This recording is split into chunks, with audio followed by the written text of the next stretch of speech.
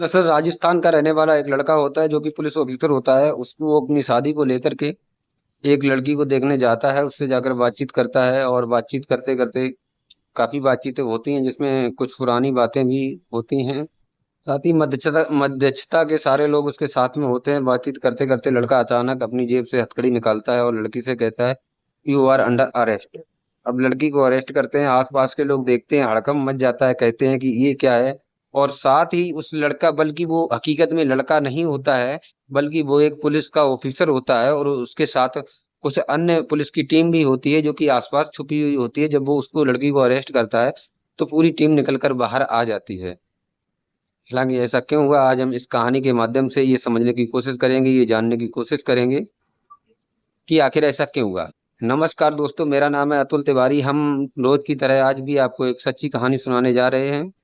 दरअसल ये कहानी है सवाई माधोपुर का। एक थाना लगता है मान टाउन। मान टाउन थाने के अंदर 3 मई को आईएसएच कॉलोनी का एक निवासी विष्णु शर्मा पुत्र बनवारी लाल शर्मा मान टाउन थाने में जाता है और जाने के बाद साइड में खड़ा होकर के रोने लगता है। रोते रोते जब वहाँ के एसएचओ जो होते हैं, जब वो उनको टाइम मिलता है तो उससे पूछते हैं कि क्या बात है, वो बात बताइए। वो अपनी आप बीती कहानी सुनाता है। कहता है कि मेरी तो अभी अभी शादी हुई है, 19 मई को मेरी शादी हुई है और जो है मेरी दुल्हन लापता है। कल से मिल नहीं रही है और उसको मैंने फोन लगाया तो फोन पर उसने मुझसे ऐसी ऐसी बात कही और कहा कि तुम किसी लड़की की तलाश कर लो, तुम दूसरी दुल्हन की तलाश कर लो अगर तुम्हें दुल्हन रखना है। और साथ ही साथ बताया जाता है कि वो लड़की जो, जिसका अनुराधा नाम रखेंगे हम इस कहानी के अंदर, तो वो अनुराधा जो लड़की थी, वो लड़की जब घर से जाती है तो कुछ जेवरात वगैरह लेकर के जाती है, जो और लगभग 30,000 रुपए नकद वहां मिलते हैं, वो भी अपने लेकर के चली जाती। पुलिस को कहानी सुनने के बाद उसकी बात पर पूर्ण विश्वास होता है। विश्वास होने के बाद उससे कहा जाता है कि आप ऐसा करिए, एक तहरीर लिख कर दीजिए, जो कि हम तहरीर एक नोट कर लें, इसके बाद आगे की कार्रवाई की जाएगी। दरअसल जब तहरीर लिखवाई जाती है तो तहरीर एक कहानी की तरह होती है। उस तहरीर में कुछ इस प्रकार का वर्णन किया गया था जो कि हम आप लोगों को बताएंगे। तहरीर विष्णु शर्मा मान टाउन थाने का रहने वाला होता है। उसकी शादी नहीं हो रही थी। उसकी शादी नहीं हो रही थी तो कोई एक ऑनलाइन वेबसाइट के जरिए से वो किसी भी तरीके से खंडवा के मध्य प्रदेश में सुनीता के संपर्क में आता है और साथ ही खंडेलवा के निवासी पप्पू के संपर्क में आता है। आने के बाद उससे बातचीत की जाती है और कहा जाता है, पूर्ण विश्वास दिलाया जाता है कि हम आपकी शादी अवश्य करवाएंगे, जिसके लिए आपको कुछ पैसे खर्च करने होंगे। वो तैयार हो जाता है। तैयार होने के बाद मध्य प्रदेश में पहुंचता है। वहां पर पहुंचने के बाद जो सुनीता और जो पप्पू जो होते हैं, जो मध्यस्थता के लोग होते हैं, वो लोग उनको लगभग 15 या 20 फोटोग्राफ्स दिखाते हैं लड़कियों के, जिसमें से जो एक फोटोग्राफ आता है अनुराधा का, वहीं पर जाकर के लड़का रुकता है और कहता है कि मुझे शादी इस लड़की से करनी है।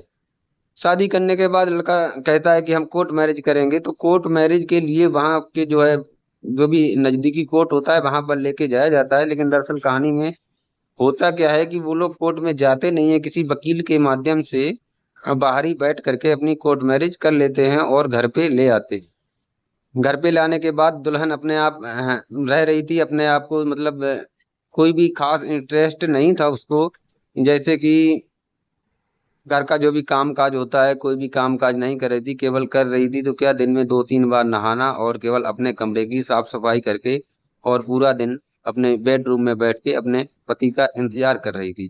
दरअसल 19 मई को इनकी शादी होती है और 2 मई की रात को दुल्हन गायब हो जाती है। गायब हो जाने के बाद जब वो काफी ढूंढता है, जब नहीं मिलती है तो साथ ही साथ जब वो ज्यादा देखता वारता है तो उसका खुद का फोन भी वहां पर नहीं होता है। जब खुद के फोन पे जब वो फोन लगाता है तो उधर से वही दुल्हन बात करती है और कहती है कि आप अपने लिए दू- कि अगर आपको दूल्हा बनना है तो अपने लिए दूसरी दुल्हन की तलाश कर लो, अब मुझे भूल जाओ, मैं जा चुकी हूँ यहाँ से, आपकी जिंदगी से बहुत दूर निकल चुकी हूँ। कुछ इस तरीके की तहरीर जब दर्ज होती है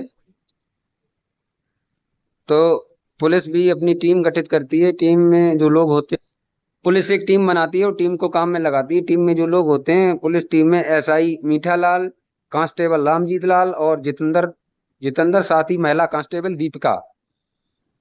ये राजस्थान के मान टाउन थाने से एक टीम बनाई जाती है और टीम बनाने के बाद जो है इन लोगों को जैसे ही काम पर लगाया जाता है, पुलिस बहुत ज्यादा रिसर्च करने के बाद जब कुछ नहीं मिलता है, तो उनमें से ही जो एक बुजुर्ग पुलिस ऑफिसर होता है वो एक लड़के का बाप बनता है, और एक कांस्टेबल जो होता है उसको लड़का बनाया जाता है, और उसको शादी की बात ऐसी प्रकार की जाती है।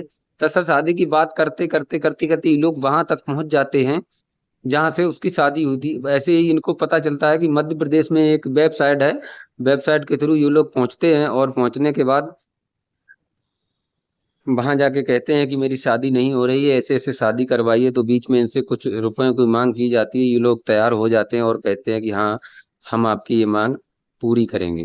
और साथ ही साथ आगे होता क्या है, जैसे ही अब वो लड़का और लड़की, जो लड़का पुलिस में जो होता है, पुलिस का सिपाही जो होता है वो लड़का, और एक पुलिस ऑफिसर जो कि उसका बाप बना हुआ होता है, दोनों लोग पहुंचते हैं। और वहां से ठीक उसी प्रकार की जैसे कि विष्णु शर्मा के साथ हुआ था, ठीक उसी प्रकार से वो मध्यस्थता के लोग आते हैं। लगभग 15 या 20 फोटोग्राफ्स लेकर के आते हैं, और वो फोटोग्राफ्स देखने के बाद लड़का सारी फोटो को पलटता रहता है। जिस मुजरिम की उसको तलाश होती है वो मुजरिम आखिरकार मिल जाता है। जैसे ही वो फोटो सामने आती है, लड़का वहीं पर रुक जाता है, और जो उसका बाप होता है वो कहता है, क्या बात है बेटा, लड़की पसंद आ गई क्या? वो कहता है, हाँ, लड़की पसंद आ गई।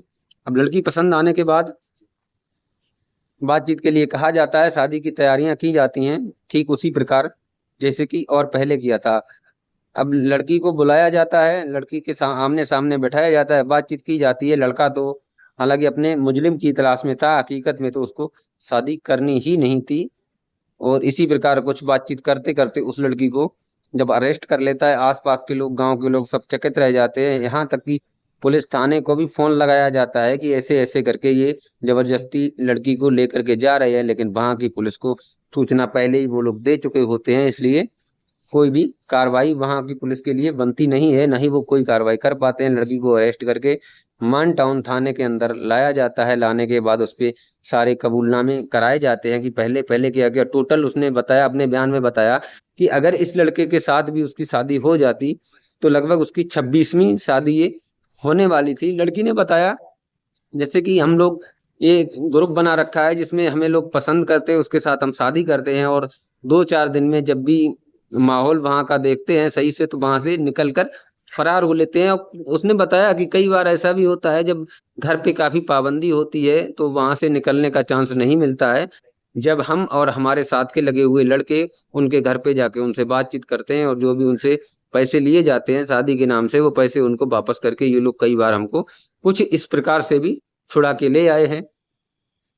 साथ ही लड़की के सारे बातें सुनने के बाद इंस्पेक्टर उसको जेल भेज देते हैं कार्रवाई करने के बाद, और आगे की चार्जशीट लगाना बाकी है। पुलिस का कहना है कि ऐसा कोई भी मुजरिम बचना नहीं चाहिए, उस लड़की को उसकी सजा जरूर मिलेगी।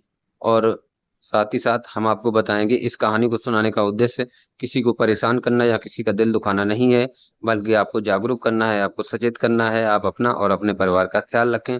जय हिंद, जय भारत। मिलते हैं किसी अगली कहानी के साथ।